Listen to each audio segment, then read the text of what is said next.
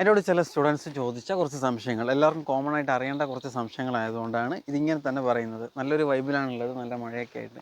അപ്പോൾ ഒന്നാമത്തെ സംശയം ഇതായിരുന്നു, സാർ പ്ലസ് ടു കഴിഞ്ഞു, പിന്നെ വിവാഹം കഴിക്കുന്നതാണോ നല്ലത്, ഇനി തുടർ പഠനം പഠിച്ചിട്ട് ജോലി ആയിട്ട് സ്വന്തം കാലമൊക്കെ ആയിട്ട് വിവാഹം കഴിച്ചാൽ മതിയോ?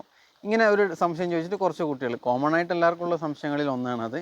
നമ്മുടെ സമൂഹത്തിൽ വലിയ രീതിയിൽ തെറ്റിദ്ധരിക്കപ്പെട്ട് കുട്ടികൾ മുന്നോട്ട് പോകുന്നതായിട്ടുള്ളൊരു ഇഷ്യൂ ആണ്. ഇന്ന് ഒരുപാട് ഡിവോഴ്സ് കേസ് നമ്മൾ റീസെൻ്റ്ലി കാണുന്നതുകൊണ്ട്, നിരന്തരം അതുമായിട്ട് ഇൻട്രാക്ട് ചെയ്തുകൊണ്ട് അതിൽ നിന്നൊക്കെ നമുക്ക് മനസ്സിലായ കാര്യമാണ് ഇപ്പം നിങ്ങളുമായിട്ട് ഷെയർ ചെയ്യുന്നത്. അതൊന്നാമത്തെ കാര്യം.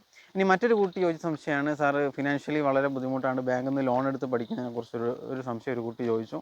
അച്ഛനെന്തോ ലോണ്, സ്ഥലം കുറച്ചുണ്ട്, വളരെ സാമ്പത്തിക ബുദ്ധിമുട്ടുണ്ട്, അത് എന്താണ് പണയ വസ്തുവാക്കി വെച്ചിട്ട് തുറന്ന് പഠനം നടത്തുന്നതിനെ കുറിച്ച് എന്താ അഭിപ്രായം എന്നൊക്കെ ചോദിച്ചു. അപ്പോൾ കുട്ടീനോട് ചോദിച്ചപ്പോൾ അവർക്ക് ഒരു കോഴ്സിനെ പറ്റി ഒരു എക്സാക്റ്റ് ഐഡിയ ഇല്ല. അപ്പോൾ അങ്ങനെയുള്ള സമയത്ത് ഞാൻ കുറച്ച് കാര്യങ്ങൾ നിങ്ങളായിട്ട് ഷെയർ ചെയ്തു തരാം. അത് എല്ലാവർക്കും ഉപകാരപ്പെടുന്ന ഒന്നാണ്, അതുകൊണ്ടാണ് പറയുന്നത്. അപ്പോൾ ആദ്യം വിവാഹമായിട്ട് ബന്ധപ്പെട്ട കാര്യം. ഒരാളുടെ ലൈഫിലെ ഏറ്റവും വലിയ ടേണിംഗ് പോയിൻ്റ് ഏതാണെന്ന് വെച്ചാൽ അവരെടുക്കുന്ന കോഴ്സോ പിന്നെ അവർ ഏത് ജോലിയാണോ അവർ ചെയ്യുന്നത് എന്നുള്ളതല്ല, അവരുടെ ലൈഫ് പാർട്ട്ണർ ഏത് ടൈപ്പാണോ അതാണ് അവരുടെ ലൈഫിൻ്റെ മെയിൻ സക്സസ് എന്നുള്ള കാര്യം ഡിറ്റർമൈൻ ചെയ്യാം. അപ്പോൾ ഞാൻ ഒരു കാര്യം പറയാം. ജീവിതത്തിൽ ഒരു കൂട്ട്, സിമ്പിളായിട്ട് ലോജിക്കലി നമ്മൾ ചിന്തിച്ചാൽ തന്നെ മനസ്സിലാവും. ജീവിതത്തിൽ തെറ്റായ ഒരു കൂട്ടുകെട്ട് നമ്മളെ കൂടെ ഉള്ളതാണോ, അതല്ല ഒറ്റയ്ക്ക് ഏകാന്തമായിട്ട് ജീവിക്കുന്നതാണോ, അതുമല്ല നല്ലൊരു കൂട്ടോടു കൂടെ ജീവിതം മുന്നോട്ട് പോകുന്നതാണോ, ഇതിലേതാണ് നല്ലതെന്ന് ചോദിച്ചാൽ ഓഫ് കോഴ്സ് നമ്മൾ പറയും നല്ലൊരു കൂട്ട്, നല്ലൊരു ഇണ ജീവിതത്തിൽ ഉണ്ടായിട്ട് മുന്നോട്ട് പോകുന്നതാണ് നല്ലത് എന്ന് നമ്മൾ എപ്പോഴും പറയാറുണ്ട്. ഇത് റസൂലും പറഞ്ഞ അങ്ങനെ തന്നെയാണ്. ഒന്നുകിൽ ചീത്ത കൂട്ടുകെട്ടിനേക്കാൾ നല്ലത് ഏകാന്തതയും, ഏകാന്തതയേക്കാൾ നല്ലത് നല്ല കൂട്ടുകെട്ടുമാണെന്ന് പറഞ്ഞതാണ്. അപ്പോൾ അതുപോലെ തന്നെ നമ്മുടെ ലൈഫിൽ എത്ര നേരത്തെ നമുക്ക് നല്ല ഒരു പാർട്ട്ണറെ നമുക്ക് ചൂസ് ചെയ്യാൻ കഴിയുമോ ആ കാര്യം ഓക്കെ ആയി കഴിഞ്ഞാൽ നമ്മുടെ ചെയ്യുന്ന ഒരുപാട് കാര്യങ്ങളിൽ നമ്മുടെ ടാസ്കുകളൊക്കെ വളരെ ഈസി ആയിട്ട് മാറും. ഉദാഹരണം പറഞ്ഞാൽ, ഒരു ഭാരം നമ്മൾ എടുത്തു പോകാത്തത് ഒരാളുടെ സപ്പോർട്ട് കൂടെ ഉണ്ടെങ്കിൽ ആ ഭാരം നമുക്ക് ഒന്നുകൂടെ ഈസി ആയിട്ട് എടുത്ത് ഉയർത്താൻ കഴിയും. അതുപോലെ നമ്മളെ പഠനവും മറ്റ് ജോലി കാര്യങ്ങളൊക്കെ വളരെ സ്മൂത്തായിട്ട് മുന്നോട്ട് പോകണമെങ്കിൽ നല്ല ഒരു ജീവിത പങ്കാളി കൂടെ ഉണ്ടാകുക എന്നുള്ളതാണ് ആദ്യം പറയേണ്ട പോയിന്റ്. ഞാൻ കുറച്ച് ഉദാഹരണം കാണിച്ചു തരാം. ഇപ്പോൾ പല ടീച്ചേഴ്സും പല വിദ്യാർത്ഥികളോട് പറയുന്നതാണ്, പിന്നെ സൊസൈറ്റി പൊതുവേ ഇപ്പോൾ ഹൈലൈറ്റ് ചെയ്ത് കാണിക്കുന്നതാണ്, വിവാഹം വൈകി മതി, ഒരുപാട് ലേറ്റായിട്ട് ചെയ്താൽ മതി എന്നുള്ളൊരു ടെൻഡൻസി ഇപ്പോൾ കാണാറുണ്ട്. അതുപോലെ തന്നെ ഡിവോഴ്സ് റേറ്റ് കണ്ടമാനം കൂടുന്നു നമ്മൾ കാണാറുണ്ട്. അപ്പോൾ ഈ ഒരു സിറ്റുവേഷനിൽ ഞാൻ ജസ്റ്റ് ഒന്ന് കാണിച്ചു തരാം. ഫിനാൻഷ്യൽ സ്റ്റെബിലിറ്റി എല്ലാവരും പറയുന്ന ഒരു കാര്യമാണ്. സാമ്പത്തിക ഭദ്രത ഉണ്ടായിട്ട് കുടുംബം ആയാൽ മതി എന്നുള്ളത്. ഇനി നമ്മുടെ ചുറ്റും ഞാൻ ഒരു 4 ഉദാഹരണം നിങ്ങൾക്ക് കാണിച്ചു തരാം. ഒന്ന്, നമ്മൾ ആമസോണിൻ്റെ ഫൗണ്ടറായിട്ടുള്ള ലോകത്തിലെ കോടീശ്വരന്മാരിൽ ശതകോടീശ്വരനല്ല, അതിനേക്കാളും മുകളിലായിട്ടുള്ള വളരെ റിച്ച് ആയിട്ടുള്ള ഒരാൾ. നിങ്ങൾക്ക് ഈ ഫോട്ടോ കണ്ട ആളെ മനസ്സിലാവും. ജെഫ് ഹാർഡി, അയാളുടെ പേര് ഞാൻ മറന്നുപോയി, സോറി, ജെഫ് ഹാർഡി അല്ല, ഒരു പേരുണ്ട്, ഞാൻ മറന്നുപോയി. ഇനി ബിൽ ഗേറ്റ്സ്, അദ്ദേഹം മൈക്രോസോഫ്റ്റിൻ്റെ ആളാണ്.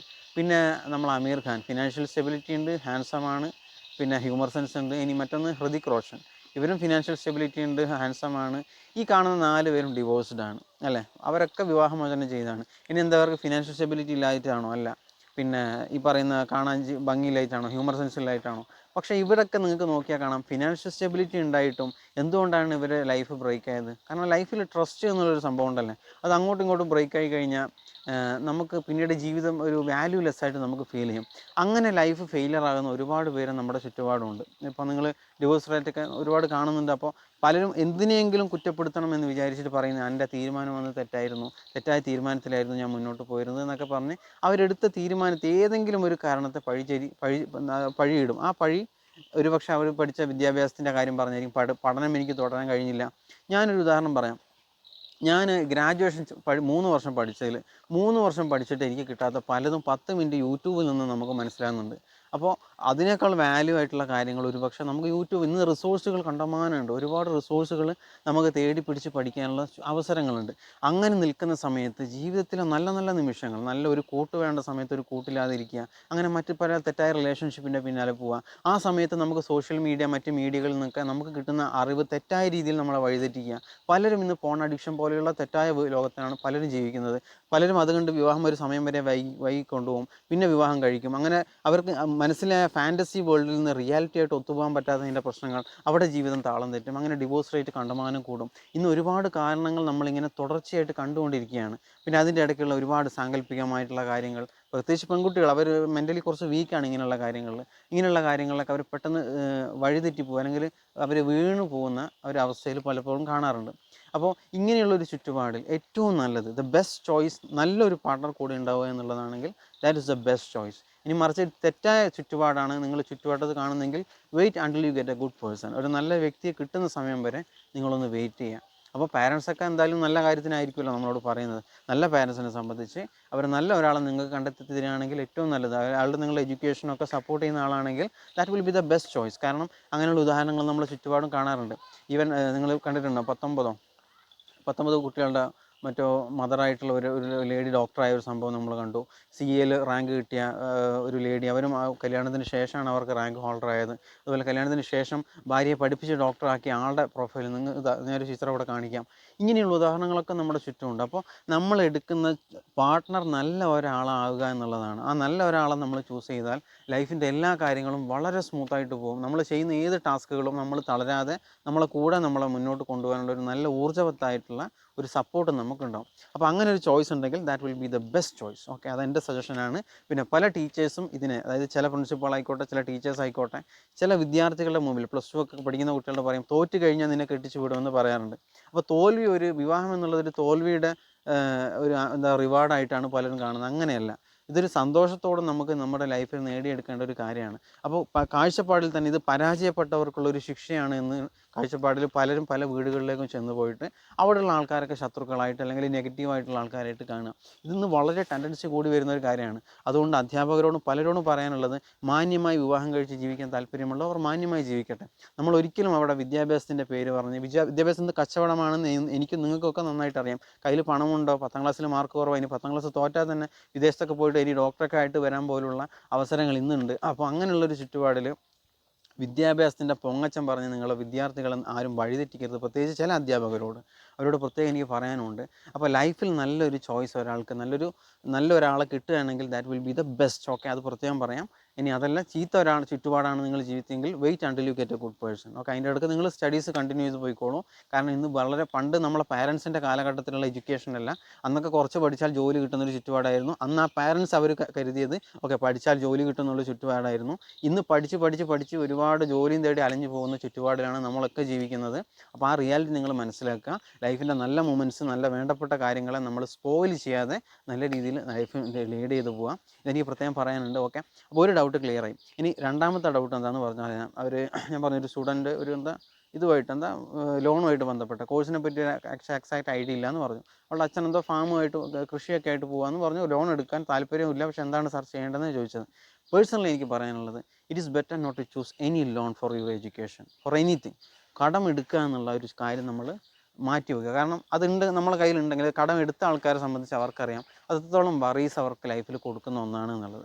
ഒരു ടെൻഷൻ നമുക്കുണ്ടാവും. അതായത് നമ്മൾ കടക്കാരനായി കഴിഞ്ഞാൽ പലർക്കും അതിലേക്ക് ഉറക്ക് പോലും കിട്ടില്ല. അപ്പോൾ നമ്മൾ പ്രത്യേകം മനസ്സിലാക്കേണ്ടത്, ഈ ബാങ്കിങ് സിസ്റ്റമൊക്കെ നമുക്ക് സെർവ് ചെയ്യാൻ വേണ്ടിയിട്ടുള്ളതല്ല, അപ്പോൾ അവർക്ക് ഫിനാൻഷ്യലി നേട്ടം ഉണ്ടാക്കാൻ വേണ്ടിയിട്ടുള്ളതാണെന്നുള്ളൊരു ബോധം നമുക്കുണ്ടാകും.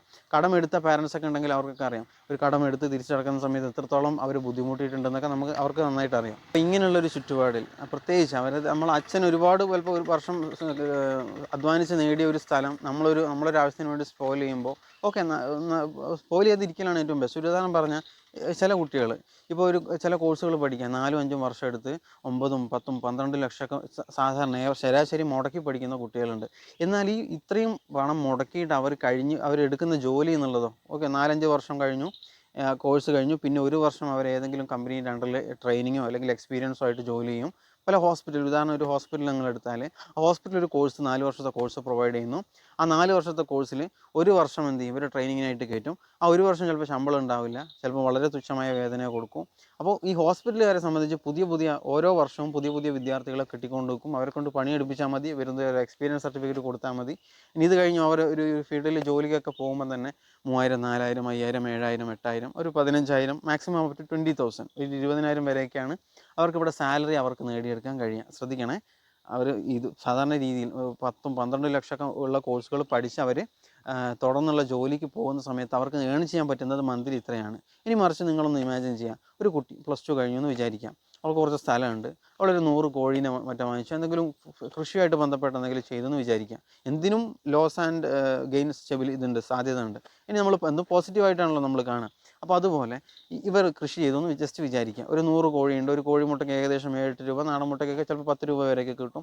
അങ്ങനെ ഒരു 100 കോഴി ഉണ്ടെന്ന് വിചാരിക്കാം, ഒരു 8 രൂപ മുട്ടയ്ക്ക് ഉണ്ടെങ്കിൽ തന്നെ എത്രയും മന്ത്ലി അവർക്ക് ഒരു 24,000 രൂപ അവർക്ക് മാസം സമ്പാദിക്കാൻ അവർക്ക് കഴിയും. ഇനി ഇതേ പെൺകുട്ടിക്ക് ഒരു 4 5 ഫ്രണ്ട്സ് ഉണ്ട് എന്ന് വിചാരിക്കാം. ഈ ഒരു 5 ഫ്രണ്ട്സ് നിങ്ങൾ എടുക്കുക.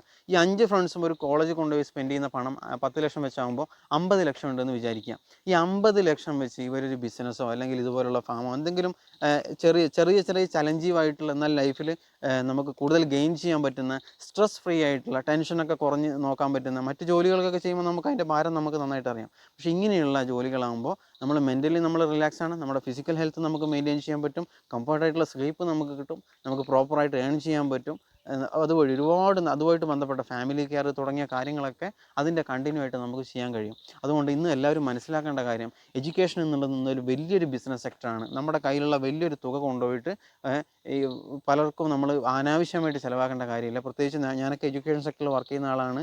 ഒരു കോഴ്സ് ഒരു കുട്ടിയെ അവിടെ ജോയിൻ ചെയ്ത് ഒരു ക്യാമ്പസിൽ ജോയിൻ ചെയ്യിപ്പിച്ചാൽ എത്രത്തോളം കമ്മീഷൻ ഉണ്ടെന്ന് എനിക്കറിയാം. ഉദാഹരണം പറഞ്ഞാൽ 10 ലക്ഷത്തിന് ഒരു കുട്ടിയെ നമ്മളൊരു സ്ഥലത്ത് സ്ഥാപനത്തിൽ ജോയിൻ ചെയ്യിച്ചാൽ ഏകദേശം അതിൽ 4 ലക്ഷം രൂപ ഇതിൻ്റെ ഏജൻറ്റിനാണ്. അതായത് ആരാണ് അവരെ ജോയിൻ ചെയ്യിപ്പിച്ചത് അവർക്ക് ഏകദേശം കമ്മീഷൻ അറൗണ്ടായിട്ട് പോകും. അപ്പോൾ ഈ സമ്പാദ്യമൊക്കെ ഈ പറയുന്ന പാരൻസ് വളരെയേറെ സ്ട്രഗിൾ ചെയ്ത് ഉണ്ടാക്കിയതായിരിക്കും. അപ്പോൾ അങ്ങനെ നമ്മൾ നേടുന്ന, അതായത് ഒരു കളവ് കാണിച്ചിട്ട് അല്ലെങ്കിൽ അനാവശ്യമായ രീതിയിൽ വലിയ രീതിയിൽ തുക പറഞ്ഞോ നമ്മൾ നേടുന്ന പണമൊന്നും ഒരുപക്ഷെ നമുക്ക് ഉപകരിക്കപ്പെട്ടു എന്ന് വരില്ല. അപ്പോൾ അതുവഴി നമുക്കൊരു ജോലി നേടിയെടുത്താലും അതിന് വലിയ ബെനിഫിറ്റ് ഉണ്ടാകുമെന്ന് എനിക്ക് തോന്നുന്നില്ല. ഈവൻ നിങ്ങൾ ഗൾഫ് എടുക്കുക, ഗൾഫിൽ തന്നെ ഈ പറയുന്ന കോഴ്സുകളൊക്കെ എടുത്ത് പഠിച്ച് 70,000 80,000 ഒക്കെ സാലറി കിട്ടുന്ന കുട്ടികളുണ്ട്. ഉദാഹരണം പറഞ്ഞാൽ ബി ഫാം എടുത്ത് പഠിച്ചവർക്കൊക്കെ ഏകദേശം ആ ഒരു സാലറി ഉണ്ടെന്ന് തന്നെ ഗസ് ചെയ്യാം.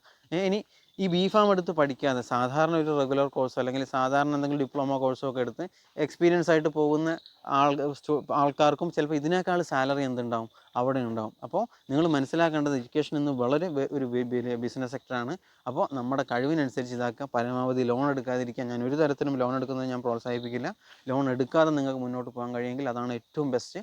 പിന്നെ നിങ്ങളുടെ ചുറ്റുവട്ടത്ത് അച്ഛൻ എന്തെങ്കിലും ബിസിനസ് ഉണ്ടെങ്കിൽ അതിനെ സപ്പോർട്ട് ചെയ്യാൻ പറ്റുമോ നോക്കുക. അല്ലെങ്കിൽ നിങ്ങളുടെ ചുറ്റുവട്ടത്തായ എന്തെങ്കിലും നല്ല രീതിയിൽ റവന്യൂ നമുക്ക് ജനറേറ്റ് ചെയ്യാൻ കഴിയുമെങ്കിൽ അത് ചെയ്യാൻ പറ്റുമോ നോക്കുക. കാരണം ഇതിൻ്റെ കണ്ടിന്യൂ ആയിട്ട് നമുക്ക് ഒരുപാട് കാര്യങ്ങൾ അതിൻ്റെ ബോണസായിട്ട് നമുക്ക് കിട്ടും. അപ്പോൾ അതിൽ നിന്ന് വരുന്ന ചെറിയ വീഴ്ചകളൊക്കെ നമ്മൾ ഉൾക്കൊണ്ട് ജീവിതം വീണ്ടും മുന്നോട്ട് കൊണ്ടുപോകുമ്പോഴാണ് കൂടുതൽ വലിയ നേട്ടങ്ങളിലേക്ക് നമുക്ക് എത്തിപ്പെടാൻ കഴിയുക. ഓക്കെ, അപ്പോൾ ഇതൊരു നല്ല ഒരു ഉപകരിക്കട്ടെ എന്ന് വിചാരിക്കുന്നു. കാരണം ഞാനൊരു സോഷ്യൽ ആളാണ്. സോഷ്യലായിട്ടുള്ള ഒരുപാട് റെസ്പോൺസിബിലിറ്റി നമ്മൾ ഓരോ വ്യക്തികൾക്കും ഉണ്ട്.